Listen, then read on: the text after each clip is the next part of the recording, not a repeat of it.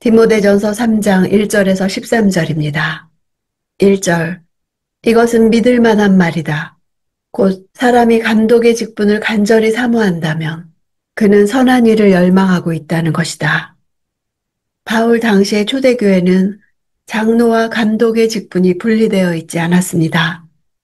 교회를 지도하고 말씀을 선포하는 목회자의 직책을 말하는 두 가지 다른 표현으로 사용되었습니다. 장로는 각 회당에서 경험과 나이가 많은 자로 말씀을 가르치던 유대교의 제도가 반영된 용어이고, 감독은 헬라와 그에 종속된 도시를 다스리는 관리를 가리키는 용어로 당시 행정제도나 헬라적 어법이 반영된 표현입니다. 감독이란 단어가 나중에는 카톨릭 교회의 주교직을 가리키는 것으로 사용되었습니다. 감독의 직분은 당시 초대교회 상황을 생각해 볼 때 생명을 담보로 하는 사역이었습니다. 자신의 명예나 어떤 유익을 얻기 위한 목적으로 취할 수 있는 것이 아니었습니다. 오직 선한 일을 하고자 하는 열망이 감독이 되려는 동기와 목적이 되어야 했습니다. 그 직분을 간절히 사모하는 자체가 위대한 일이며 칭찬받을 일입니다. 거짓 교사들은 선생이 되려는 욕심이 있었습니다. 그들은 불의하고 탐욕적인 자들로서 경건의 말씀을 이용하여 물질적인 유익을 얻으려 하는 자들이었습니다. 2절. 그러므로 감독은 비난받을 일이 없고 한 아내의 남편이며 절제하며 신중하며 단정하며 나그네를 잘 대접하며 가르치기를 잘하며. 감독의 자질에 대한 설명은 거짓 교사들의 합당하지 않은 자질에 대한 반박과 같은 것입니다. 바울은 그들과 비슷한 사람은 결코 감독으로 세워서는 안 된다고 말하고 있습니다.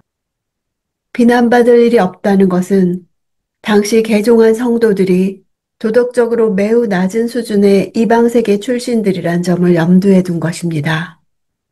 한 아내의 남편이란 성적으로 자유분방하여 여러 명의 아내를 둔 자는 안 된다는 뜻입니다. 절제와 신중과 단정은 비슷한 자질로서 자기 자신에 대한 통제가 가능한 자라야 한다는 뜻입니다. 당시는 박해의 시기였으므로 감독의 집이 망명자들을 위한 피난처로 이용되는 일이 잦았기 때문에 나그네를 대접하는 일은 감독들에게 필수적이었습니다. 가르치기를 잘해야 한다는 것은 감독의 가장 중요한 자질입니다. 특별히 거짓 교사들이 활개치는 시대에 잘 가르치는 일은 필수적이었습니다. 3절. 술을 즐기지 않으며 폭력적이지 않으며 온유하며 싸우지 않으며 돈을 사랑하지 않으며. 술을 즐긴다는 것은 문자적으로 술 곁에 오래 앉아 있다는 뜻입니다. 당시 교회의 감독들이 술자리 모임에 초대되어 참석하는 경우가 많았던 현실을 염두에 두고 한 말입니다. 또한 거짓 교사들과 명백하게 구별되는 행동이기도 합니다. 4절. 자기 집안을 잘 다스리며 자녀들을 모든 단정함 가운데 복종하게 하는 사람이어야 한다. 단정함이란 존경받을 만하다는 것입니다. 자녀들의 복종에 관한 언급이 아니라 아버지의 권위에 관한 것입니다. 분노하거나 고함을 치지 않고서도 자녀들을 권위 있게 지도하는 것을 말합니다. 5절. 사람이 자기 집안을 다스릴 줄 알지 못하면 어떻게 하나님의 교회를 돌볼 수 있겠는가? 가정을 다스리는 것과 교회를 다스리는 것 사이에 유추 관계가 있음을 보여줍니다. 가정교회가 많았던 당시의 가정은 작은 단위의 교회와 같습니다. 작은 교회를 잘 목회하지 못하면서 큰 교회를 잘 목회할 수 없습니다. 결혼한 목회자는 자신의 가족과 하나님의 가족 모두의 지도자가 되도록 부르심을 받은 것입니다. 가정은 교회를 위한 훈련의 장이 되고 교회를 잘 돌볼 수 있는지를 선행적으로 보여주는 시험장이기도 합니다. 6절.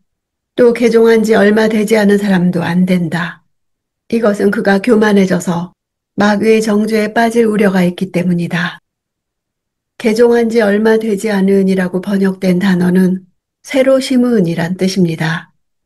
이제 막 회심한 사람을 가리킵니다. 초대교회에서는 대부분의 성도들이 새로 개종한 자들로 구성되어 있었으므로 초신자도 종종 교회의 중요한 직책을 맡기도 했습니다. 그러나 적어도 감독의 직분에는 개종한 지 얼마 되지 않은 초신자를 세워서는 안 됩니다. 그 이유로 교만을 듭니다. 교만이란 단어는 원래 연기나 안개를 일으키다 라는 뜻으로 자기 기만에 부풀다, 눈멀어 어리석게 되다 라는 뜻을 나타냅니다. 세상에서는 다스리는 직분을 맡게 되면 다른 사람들 위해 군림하게 되지만 교회에서는 감독이 다스리는 자이지만 군림하는 자가 아니라 섬기는 자입니다. 마귀의 정죄에 빠진다는 것은 마귀가 교만함으로 인해 영원한 심판에 처해진 그 마귀의 죄에 빠지는 것을 뜻합니다. 7절. 또한 믿지 않는 사람들에게서도 좋은 평판을 받는 사람이라야 한다. 이는 그가 비방과 마귀의 덫에 걸리지 않게 하기 위한 것이다. 교회의 감독이 교회 밖의 세상 사람들로부터 좋은 평판을 얻지 못하면 교회의 도덕적 권위는 떨어지고 세상에 대한 복음 증거의 힘이 약해집니다. 비방을 마귀가 쳐놓은 덫과 관련시킨 것은 마귀는 지도자를 덫에 걸리게 하므로 교회 전체를 타락시키려고 하기 때문입니다.